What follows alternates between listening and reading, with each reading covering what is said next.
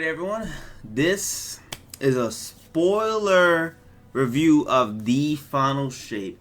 So we're going to be talking about the whole story, all the spoilers, all that, so please click off this video if you want to play and enjoy the campaign for yourself. I'm going to be talking about all the story events, how I like the story and all that stuff. And since the actual thing is now officially over, my prior video, there was still one more mission we didn't beat in the raid, so this is going to be after all that. This is even spoiling the raid. I've done the whole raid, full completion, all that. So this is going to be a spoiler review. By the way, I really like how the title screen is split. I didn't notice that until now. But anyway, let's just hop in here. This is a spoiler review, so please click off again as your last warning, and that's it. Alright, so first off, let's just talk about the first mission, story mission. Like I said, spoiler. I love the first mission. I love the fact that Cayde comes back in that first mission. I understand we know Cayde was coming back from the trailer alone, but you know, a lot of things with trailers you can't confirm it, but you kind of knew he was back, and so it kind of wasn't really a spoiler that he is back, but he's back.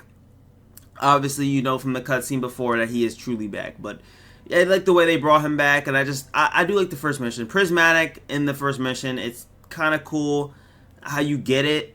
It's from the old D1 Tower.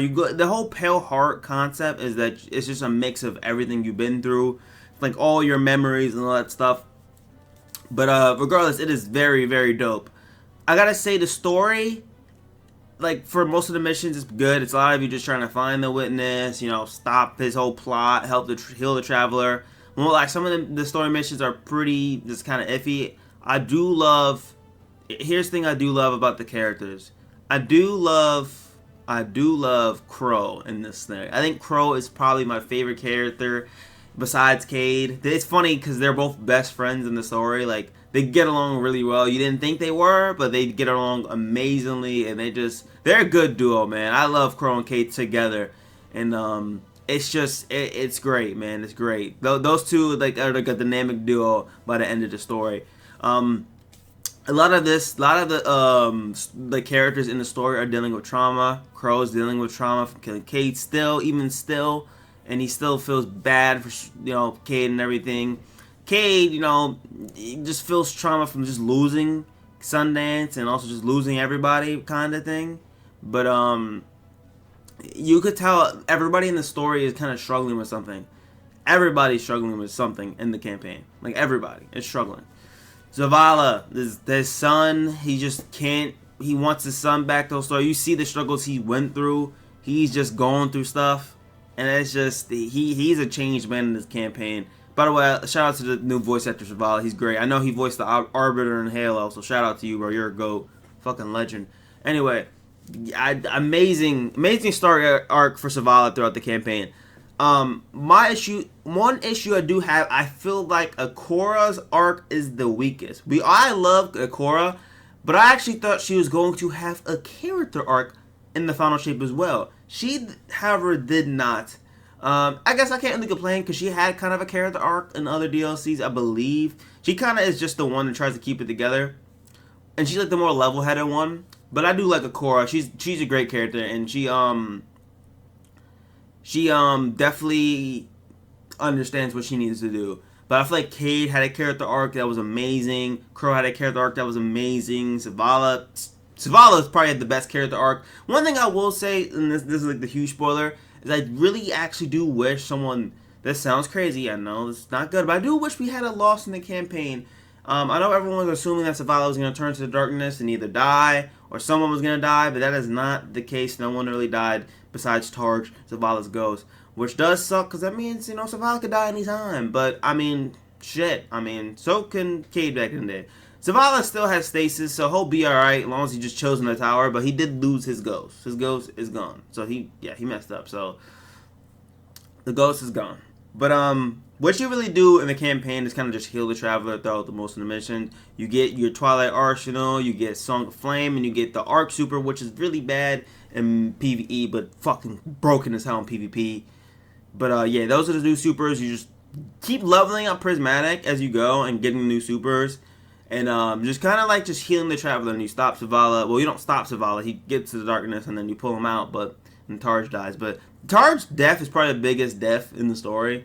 Without that, there's not really anything too crazy to really talk about. I feel like most of the story is you just like healing the Traveler and just bringing the Traveler back to what it once was, and eventually you fight the Witness in the end.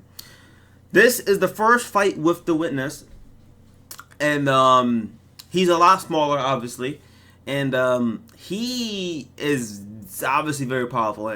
You know how to beat him. The whole point of the campaign is finding how to beat him, and you figure out he has to be unmade. Witness is made up of a bunch of different people and a bunch of his race. Like that race that he's a part of is that they made a bunch. That's the Witness. So in the last mission, you learn, the mission before, you know how to unmake him. How he was made, you could unmade, just like how he was trying to do the Traveler. So he was made by the winners or dissoners. He's made of a bunch of people. So you have to destroy those people and take them out of him, which unmakes him what he really is. So it makes him a lot less powerful, and you actually could get rid of his powers pretty much, which you don't do at all. But yeah, the last mission, I gotta say, it is dope. But you learn how to actually hurt him. I do love the fact that it is really like really, really cool that you gotta fight the guy a lot. So you gotta fight him 3 times, technically. I would say 3 times to actually get him done. The final mission is probably my favorite mission, and I do love the final boss fight. Like, it's a hectic. But yeah, what you pretty much do at the end of the campaign, you fight him. You break his shield, you destroy, a couple of those guys that make him lose his mind. He starts screaming, going crazy. After you do it 3 times, kill the subjugators, do what you gotta do. You get teleported, and he tries to kill you. You just gotta use the shield to get out of there. You barely make it out. You pretty much almost die, and then Marasov gets into the portal and saves you. And same with the Zavala, Cora, Crow, and Cayde. They 4 have to escape too, because they made it to where you made it, and they gotta escape. And he starts going crazy. He goes big mode. He starts getting big as hell and tall as hell, and then he tries to kill Cora, Zavala, Cayde, and the Crow, and they all make it out. Barely, but they make it out. And they're saved by Mara as well. But that's it for the main campaign. You have some other missions after the main campaign where you get the Urgosum sword. The Urgosum sword, if you do not know, is the sword on our grave, which is very, very, very, very, very, very interesting because that sword was on our grave. So what does that mean? Did we change the timeline? Like, what happened? Like, you saw in Season of the Dawn, you saw your grave with that sword. Now, to be fair, we don't know if that's our grave or their grave. We actually don't even know. But what I do know is that that was a sword that was quote unquote supposed to be on our grave. So that we get that sword now in the final shape. That honestly kind of missions is just you're getting your light powers back and your dark powers back. You play a couple missions with Mithrax, which is pretty cool. Mithrax has his little story arc, very, very short, but it's kind of cool. And you help him chase down this guy that killed his mom or something. And then Kaido also kind of has her story arc, not nowhere near as complicated as Mithrax, but she kind of just wants to help you, and she's trying to help Zavala come to the senses, because Zavala's like totally out of it after the campaign. The man's like the straw after losing Targe. Can't blame him. But yeah, Kaido has her arc. You fight Savantoon. That's usually the first mission. You gotta fight Savantoon once and fight the Lucid Hive. The Lucid Hive made their way into the Traveler, and I'll tell you later on that they eventually help you, but at the start, before you actually get to like the final part, they actually are against you. But the first part, they're trying to kill you. They want the Traveler for themselves, which is pretty dumb. They changed their mind way too quick. But yeah, that's the whole gist of them. So those 3 races, you got Kaido, Mithrax, and Savantoon. They're just telling their story, and after you do that, I mean, it was the raid. So the raid, I want to make a whole vid on the raid actually. I'll just say this, the raid is fucking like a 10 out of 10, probably my favorite raid. But let's just talk about the actual ending and what the raid did at the end. So at the very end, you fight the Witness on top of the big-ass monolith. Like, the huge thing you can see, the little tower with the storms around it, you guys can see it if you played it. That whole thing is where we fight at the very top. You fight him, He is, won't lie, he's pretty tough. I mean, he's definitely, in my opinion, easier than the fourth encounter. Don't even get me started on that, but I'll save that for another video. Anyway, that part is tough, but you eventually beat him, and he just runs away. The whole point of the story is that one fire team, you can make it yourself if you did it, or you can make it the team, the first team that did it, whatever. Anyway, a fire team went and got him to like retreat, and now that fire team weakened him. So he doesn't die in the raid like everyone was speculating. Honestly, that's fine. I actually prefer the way they went, but he does not die in the raid. You just weaken him and he escapes. So after the witness escapes, you guys quote unquote chasing down, and you can launch the 12. There's a 12-man activity that they have launched, and shout out to Bungie for making the 12-man activity. This 12-man activity is probably my favorite. I'll be making another video on that, but this is just telling you much of it. There's a 12-man activity, match made, of course. You could play with 3 people by yourself, 2, or even like 6 people on one team, but it's gonna be 12 people regardless. That team is hectic. You have everybody fighting with you. It's some like Avengers shit. You got fucking Savantune helping you. You know, you got the Cabal with Mithrax, with Kaido, and then you got the Fallen with Mithrax, just all helping you. Everyone's there. You have Zavala, Korra, Crow, Cade, Eris, Drifter, the Stranger. You got Anna Bray. You literally have everybody from like all the campaigns helping you fight. I think the only one that I didn't see there was Sloane, but like in Failstep, but obviously they're not there. Like, who cares about them anyway? No, I'm saying, I mean, I fuck with them, but no one cares about them anyway. But you pretty much have all hands on deck. Everybody's there. Saint 14, Osiris, every single Guardian that is ready to fight is there fighting with you. It is actually one of the dopest things ever. But everyone's fighting. The first thing when you spawn in, you gotta capture the 4 zones. That's obvious, just basic Destiny shit. And then you gotta actually go and fight him. Now, I will say, if my experience is, I'm not gonna spoil this. You experience that mission for yourself. I'm just gonna spoil the end. So if you don't want to hear the end, another warning right here, because that mission is like a 10 out of 10. So let's just get to the end. So after you get the witness down, he actually dies this time. Instead of the raid where you just, he retreats because he's a bitch. You go in the 12-man mission and actually kill him. Now, you get him to the final stand, and then the ghost sacrifices himself to defeat the witness. He's using the light to defeat the darkness, and you have to pop your super. All 12 people are doing it, and then you just shoot him with a beam of light. Shoot him with a beam of light. He gets lasered by the beam of light. And eventually, that kills the witness, and the witness is officially dead. And a bunch of things start coming out, which we are calling echoes right now, coming out of him. So yeah, that's that. He is dead. Now, like I said, the ghost sacrifices his life for you, because if he didn't do that, I'm pretty guarantee the witness would have killed us for sure. And a ghost anyway. So the ghost sacrificed himself to kill the witness, which is just a very dope moment. Definitely gotta play that if you haven't yet. But yeah, no, the ghost sacrifices himself, and you get a wonderful cutscene, pretty sad, of our guardian who's been on our ghost for 10 years. Like, I've been playing for 10, 11 years. So my guardian's been with my ghost forever. So it's kind of an emotional scene where the ghost is just, he knows he's about to pass, and the guardian's just actually sad, which I can't blame him. I mean, if you've been playing for a long time, your ghost's been with you for a long ass time, so you start to feel sad for the ghost.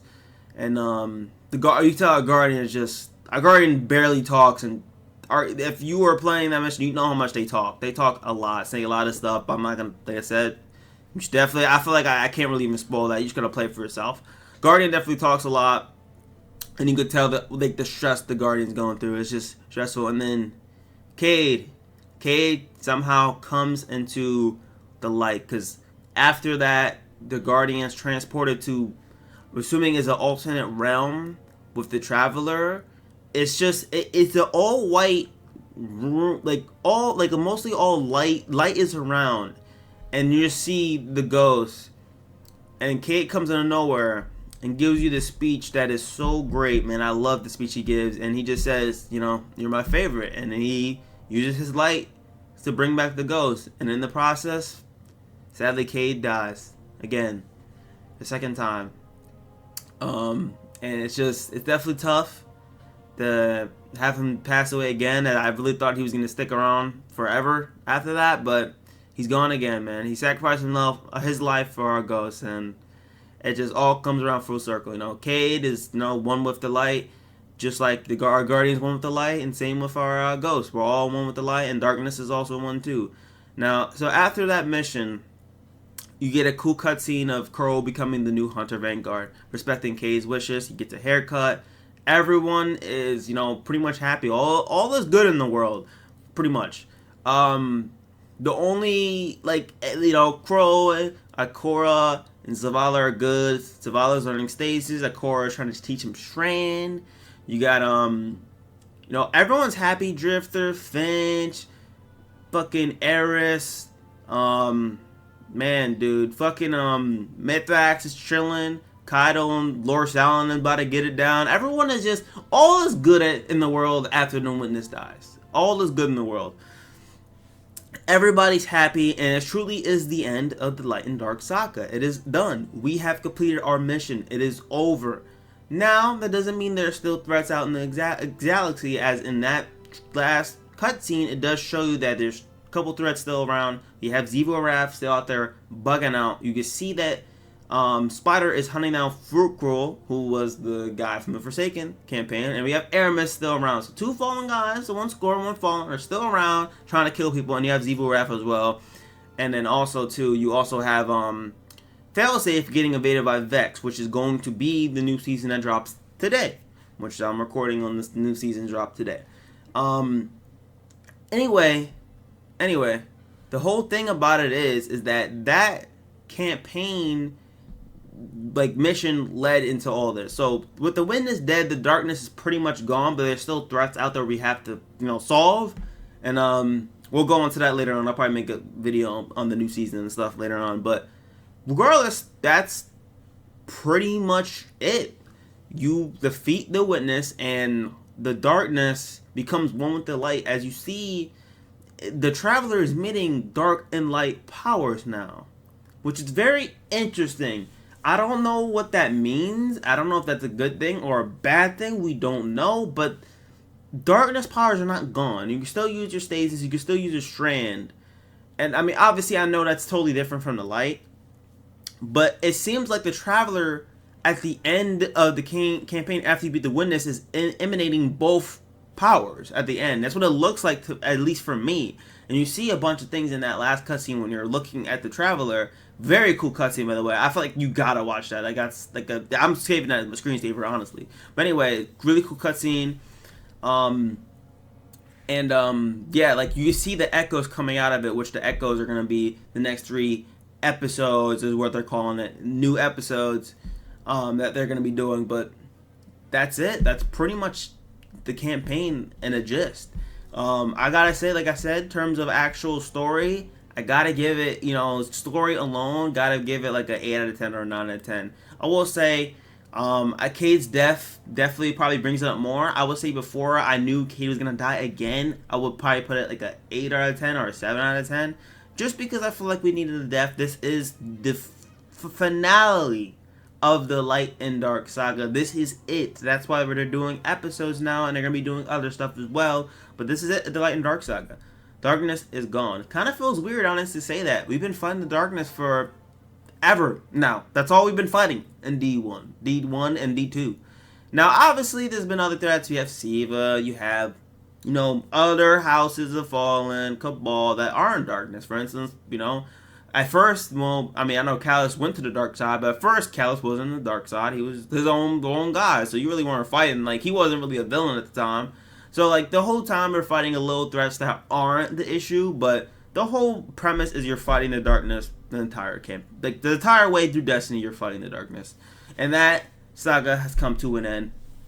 And it finally is over. But, yeah, guys, that's pretty much it. I will say, like I said, I gotta give the story, a 9 out of 10 now. Kate's death, second death, definitely hit home for me, and it does suck to see him gone, but I feel like it came full circle. Our ghost is back, and just everything's all good at the end. It's definitely truly a happy ending, and I really can't complain about the ending. If I just go ending alone, it's probably 10 out of 10. That last mission's a 10 out of 10. Probably one of my favorite missions they've ever made, and probably the Final Shape DLC alone is probably my favorite story they ever told and favorite DLC. I am not mad at anything they did. 10 out, like, for me personally, the DLC, just everything included, is a 10 out of 10.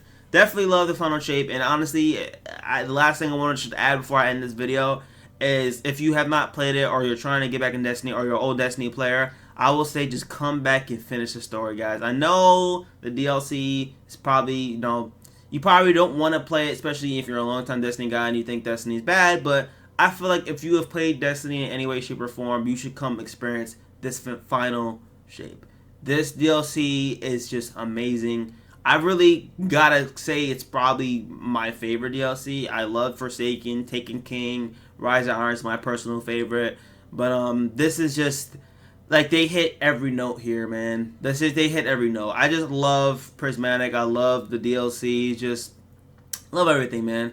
Let me know what you guys think in the comments below. But that's it for me, guys. Thanks for watching. See you next time.